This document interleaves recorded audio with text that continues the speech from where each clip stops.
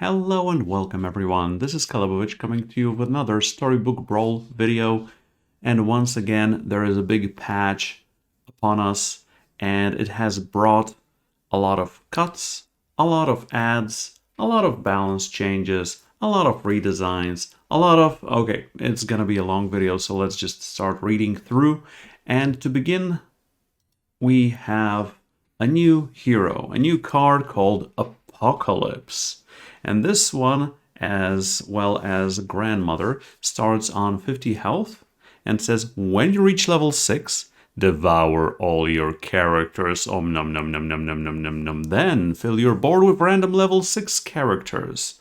Also, it is noteworthy, they said it later in the patch notes, that you won't be able to get triples and upgrade them on the spot, so you will have a board full of level 6s. Now, how much is that worth? 6 times 7, 42 gold. So this hero technically gives you 42 gold in the late game and 10 health, which is also worth like 10 healing potions or a couple of the ends. So this is a really cute and interesting design because you just want to survive and unleash the apocalypse upon everyone. And then you will see a couple of lordies. No, but seriously. And then you will see which 6s you get, i.e. which combinations, which comps you can go for. On the other hand, the fact that you're devouring all your early game progression means that you shouldn't be going for compositions that grow steadily, like Slay. Oh wait, Slay is here no longer. So you should be going for something like maybe a Summon comp or something like that. You could also think about investing in a Piggy Bank, but that's what the Bankers Guild wants you to do. So don't give in, don't give in. I mean, yeah, obviously this is a totally new design space, kind of. So I will want to test this one out. It's going to be difficult to hang on without any stat abilities, etc. On the other hand, you will see that some of the current strategies, I mean, up to till this day, current strategies have been nerfed. So people will be scrambling to test other things out. And that's when Apocalypse might get that victory video onto YouTube. All right. We also have the second new card in the game, a level 5 treasure called the Ninth Book of Merlin. Your mages have last breath, cast a random spell. And it is, as they said, all your mages are monster books. Sounds like fun. Indeed it is. Indeed it is. So if you only have one, usually those mages, most of the mages grow when you're casting spells. I mean, you have Wizard's Familiar, you have Spellweaver, you have Aeon, which grows all your wizards, at least their attack, and you have Storm King. There are other wizards like the Good/Evil Witch and Sporko/Lady of the Lake. They need, and Court Wizard, sorry. They all need Aeon support, but still, if you have Aeon in your back line and you're just loading up mages up front, yeah, this is going to be a fun one. For sure, this is going to be a fun one. Okay, balance changes. Sporko and Lady of the Lake move up from 1-3 to 3-3. Yes, the old joke is back upon us with tripling their attack. So right now, it makes these actually viable.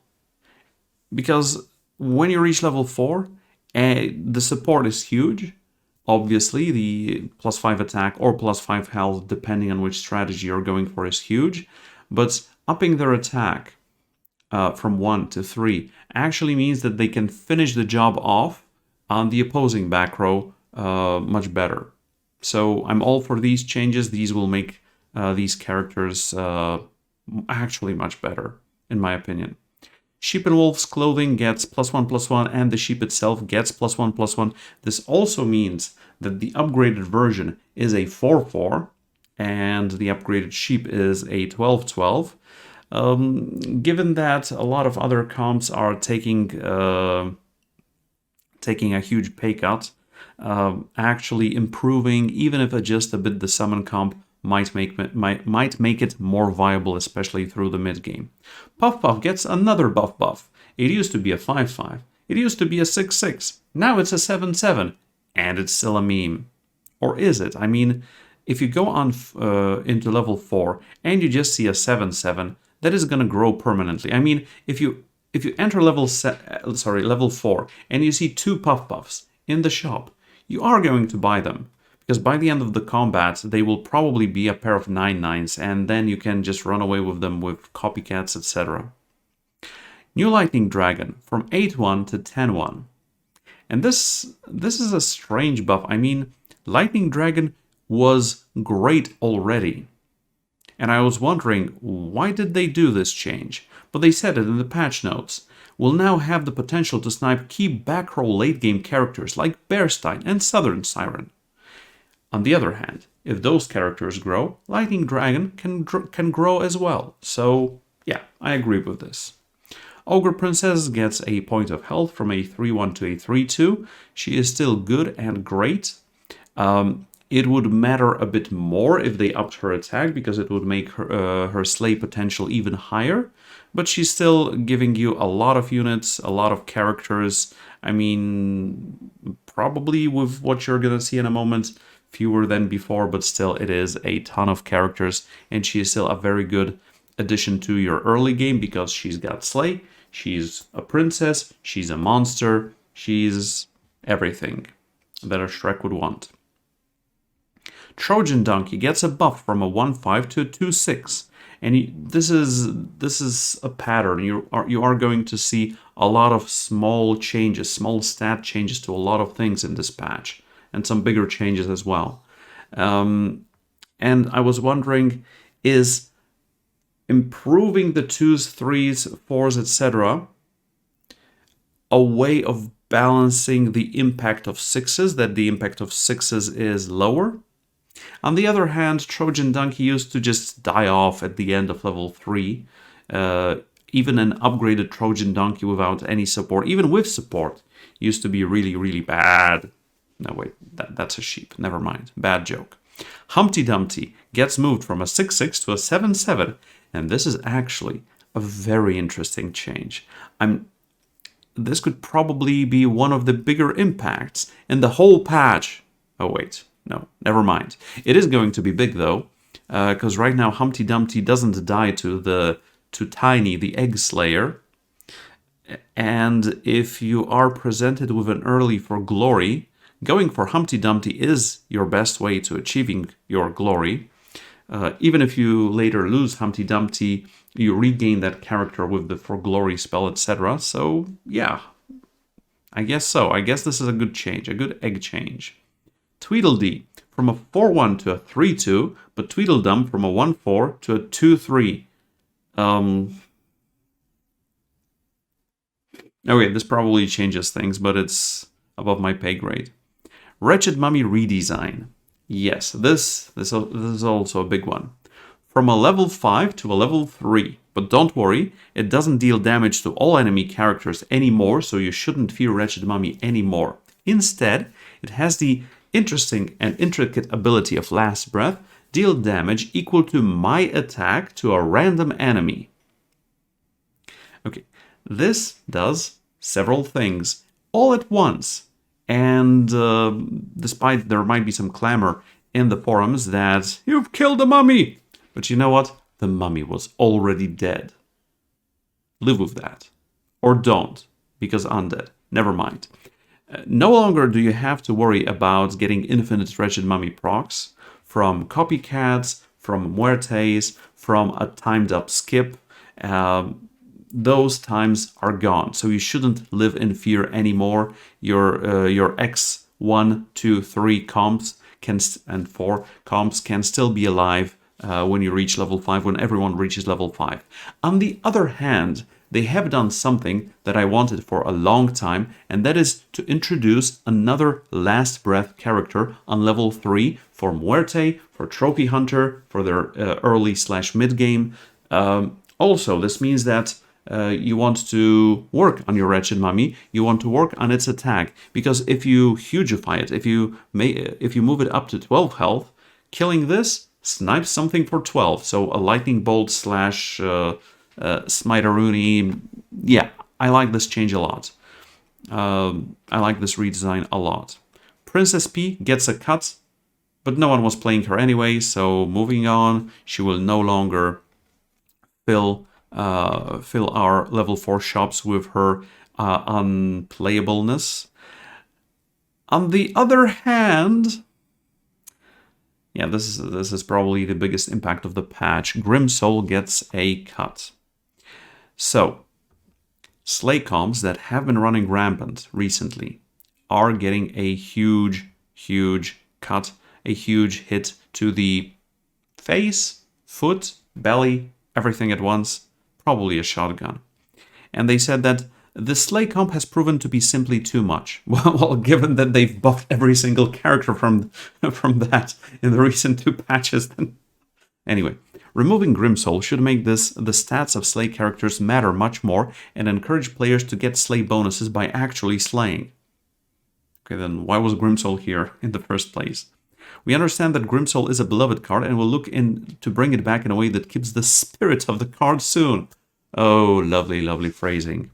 So, Baby Bugbear and Grimsol will be back at one point in the future, maybe. Okay, so let's break it down. The lowest level of impact is you cannot Grimsol your adventurer anymore, because adventurer is not here and Grimsol is not here. Jokes aside, you cannot Grimsol an upgraded Polywoggle on level 5 anymore. Your Polywoggle has to actually slay.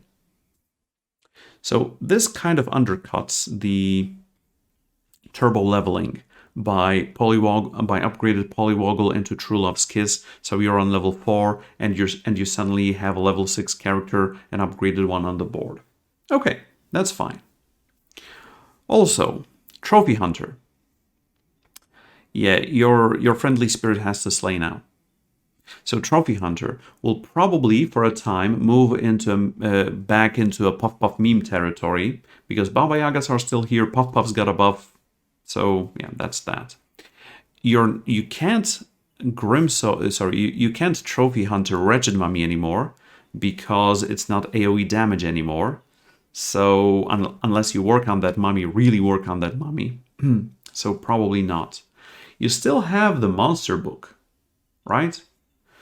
You still can go for monster books when they slay. No, wait, it's still Last Breath and they're not going to be slaying. So honestly,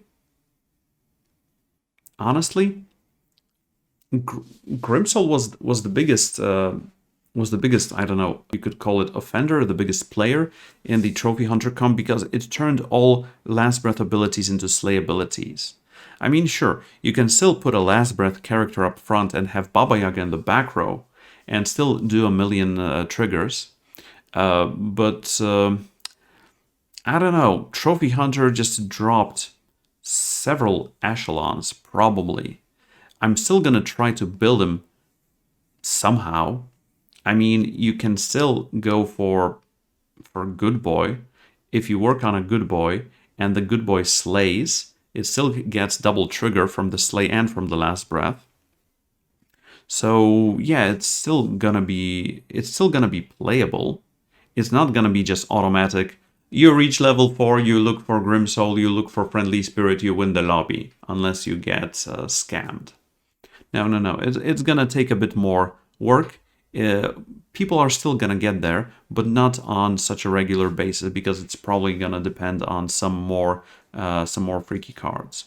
Anyway, Mordred, Hilhua, Horde Dragon, Muerte, they all get a healthy buff from 40 to 45 starting health. And this is what I've been looking forward to for a long time. Not strictly these 4 heroes getting 5 more health, but the developers of Storybook Brawl working on the starting health totals of heroes. Okay? So we all know that Mordred, Zelwa, Horde Dragon, and Muerte work for their late game, such as Grandmother / Big Bad Wolf were working for their late game, such as Apocalypse is working for the late game. So, in all honesty, I do like these changes, and I hope we're gonna see more starting life balances, both up and maybe down for some of the heroes. On another note, if you haven't read this. This is very important. These changes are also mean that they're removing health gain from heroes of It Was All a Dream. So you can no longer just late game slam Big Bad Wolf, gain 10 health. No, no, no. Those days are over. You can still go for skip. And we're going to get to that in a moment. And with that being changed, Big Bad Wolf is more scary. It gives all your characters +5/+5 when you reach the end game now. So it's much superior to the Fates. Okay, I can live with that. You're not gaining 10 health anyway, so yeah. Miri, King Lion. Now your princess and princesses don't get +2/+2, but +1/+2. And it's still a huge buff, and I prefer this to +2/+1. And I still believe that Miri in the mid game, if things went your way at least a bit, was absurd. Right now, they won't be killing by that much. It's still going to be an amazing singular tunnel vision build around, but it's not as obscene as it used to be. On the other hand, with the Sir Galahad change from +2/+1 to +1/+1, I don't know. I mean, I was not in the Sir Galahad fan camp. I don't have a Sir Galahad t-shirt. And right now, I don't want to even play with him. Seriously. I mean, yeah, I don't know. I believe this is a much bigger nerf than to Miri. I mean, not only are you using a third of the stats instead of a quarter of the stats, kind of, sort of, but I mean, huge attack was kind of Sir Galahad's selling point, right? Like working on your dwarf comps, etc. I don't know. I believe this is a much bigger change for the worst for Sir Galahad than the above one is for Miri. Skip the time skipper. Instead of gaining 3 experience points, you get 2 experience points. This also means that the first shop you're gonna see in the game is your 2.2 shop instead of your 3.0 shop, which means you won't have the ability of finding a level 3 character that you want and locking it.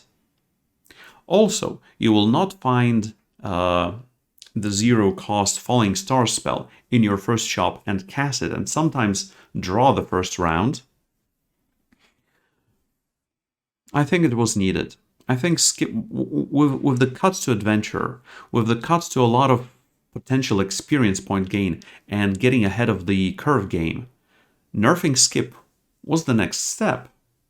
And they actually did nerf skip instead of just cutting him. So I do like this. I do like bringing skip in line. This, and you also have to remember the Wretched Mummy change here. Because right now, skip doesn't get to level 5 3 rounds sooner, doesn't like beeline for that Wretched Mummy to just remove your comp from the game more often than not. So it's not as beastly as before. It's still going to be good. I mean, you still get 2 experience points, and that is really high value. But yeah, bringing it alongside with them. Cursed King gets kind of a redesign. Instead of +1 gold and take 1 damage each turn, +1 gold each round, but you take 3 damage if you don't buy a spell. I mean, here it says cast, here it says buy. I would like to say purchase. It's all the same. And once again, you can see the Bankers Guild influence on this patch.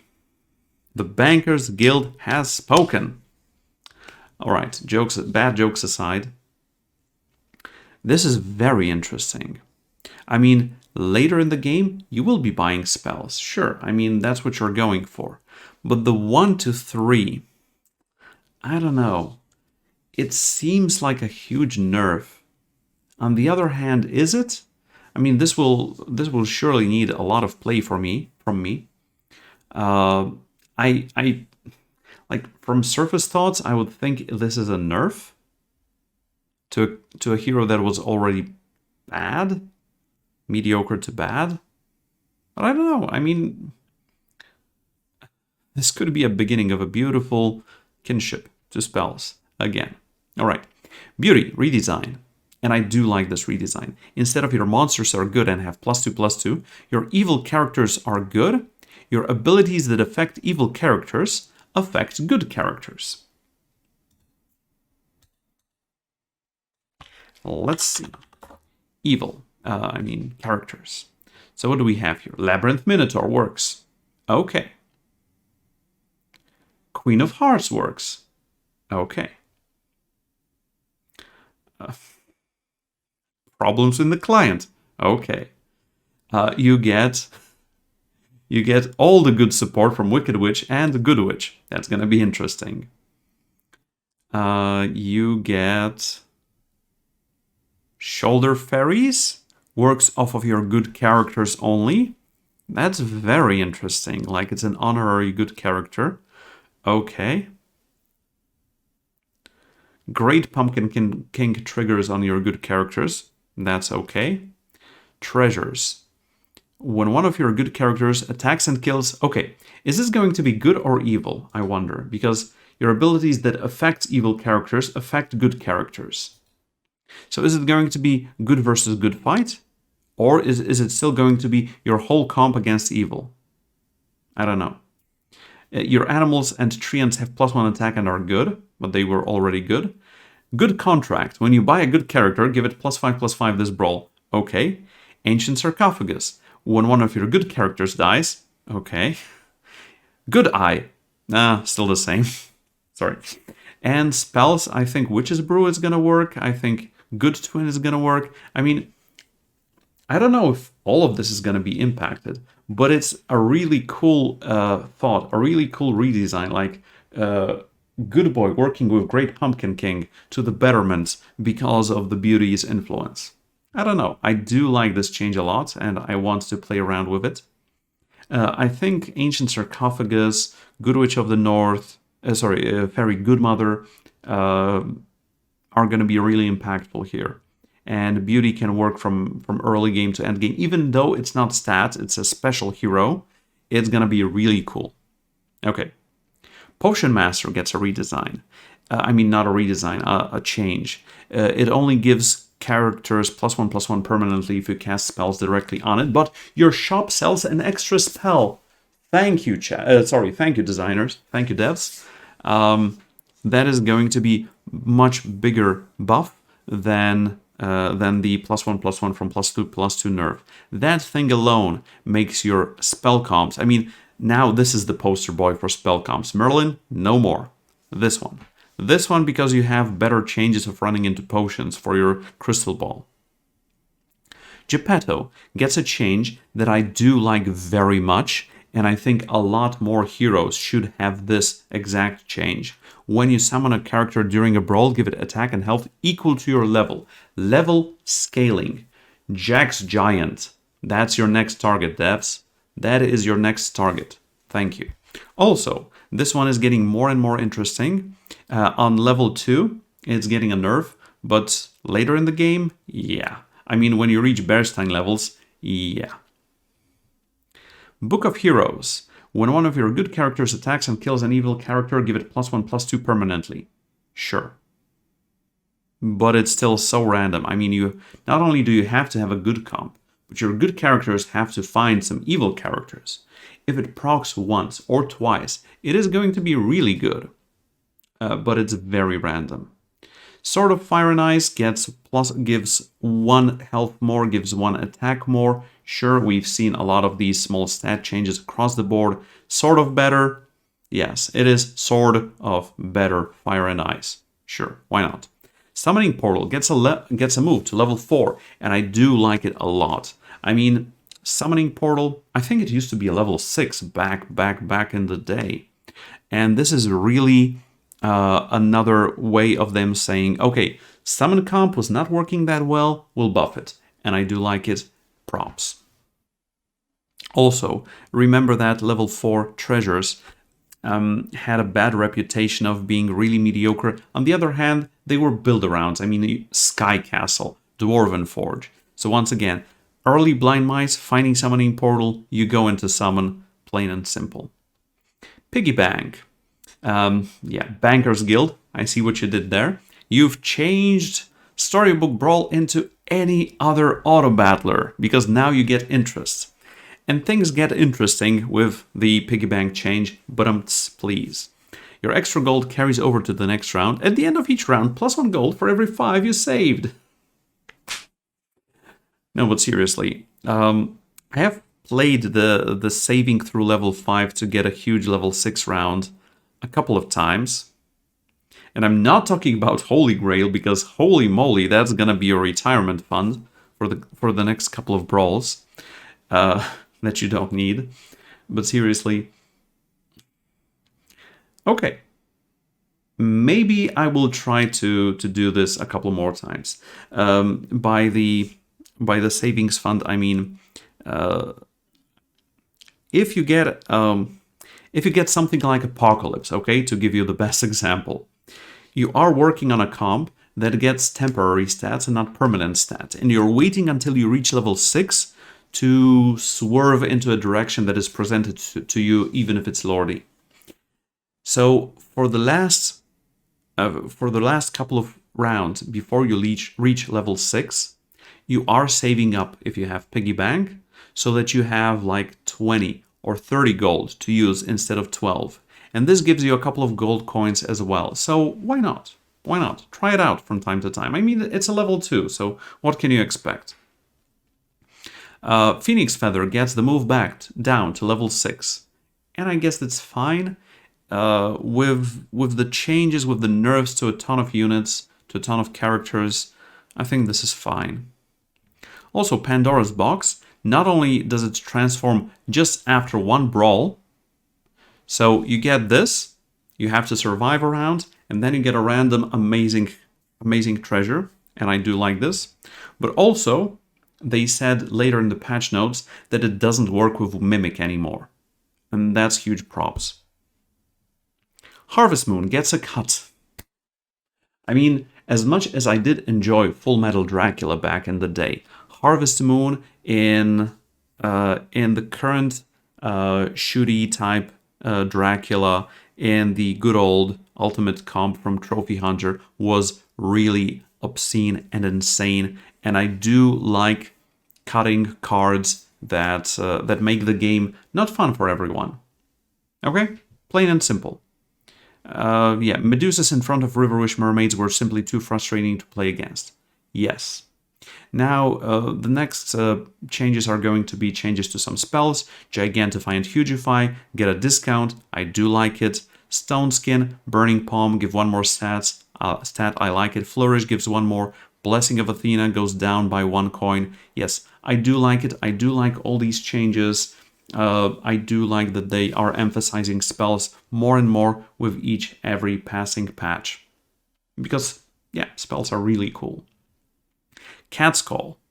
This should be your next cut. You don't need to move it from level 3 to level 4. This is your next feels bad moment. Seriously. Please, please, please listen to me. Please cut it. Finally, please. Do it. Do it. Do it. I dare you. Mix-a-Wuzzle gets a change. Now it not only does it transform a character into a random character that is one level higher than the character, not your hero level. That's great, because as they said, turning upgraded Cinderellas into upgraded level 6s was less interesting than having the target for the spell matter. Also, you can cast another spell this round. We should have more of this effect on spells. If you can't put it on spells aside from Crystal Balls, then yes, please do. Please do. Please do it a lot more. Fog gets a redesign. Instead of enemy ranged characters lose health of their attack, reduce one random ranged enemy's attack to 1 this brawl. Yes, this moves it up into amazing anti-strategy. I will still pick it when I can in the late game. And I do like nerfing that 200 attack Shadow Assassin feels even better than before. I mean, yeah, feels amazing. Loki and Genie's Wish. Random cast from Loki and Genie's Wish will now include a curated list of targeted spells. These spells will only come up when there are legal targets for them. Here's the list. Magic Research, Sugar and Spice, Witch's Brew, Luna's Grace, Flourish, Wormroot, Beauty's Influence, Burning Palm, Stone Skin, Merlin's Test, Queen's Grace, Gigantify, Hugify, Knighthood, and Evil Twin.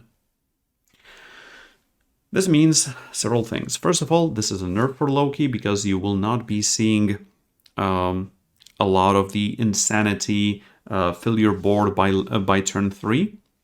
You will not see a lot of random experience gain from either. I will no longer be locking for Genie's Wish until 3-0.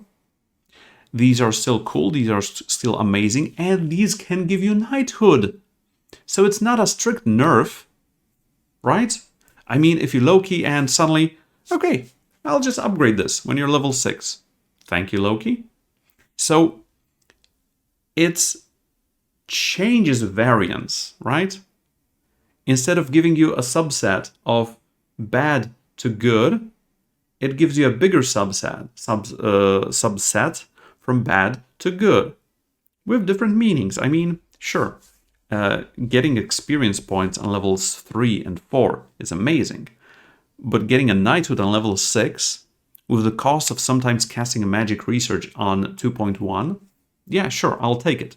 It's gonna make the games even more interesting and, most of all, fun. So, yes, for fun, and yes, for cutting unfun things, or useless things. Features. Touchscreen, sure, great step on our mission towards getting SBB on mobile, great. Aeon will no longer double reuse spells in your first shop if you didn't lock, yes. Pandora's Box will no longer have interaction with Mimic, great. Disconnect and freeze issues working for the next patch, cool. Interesting.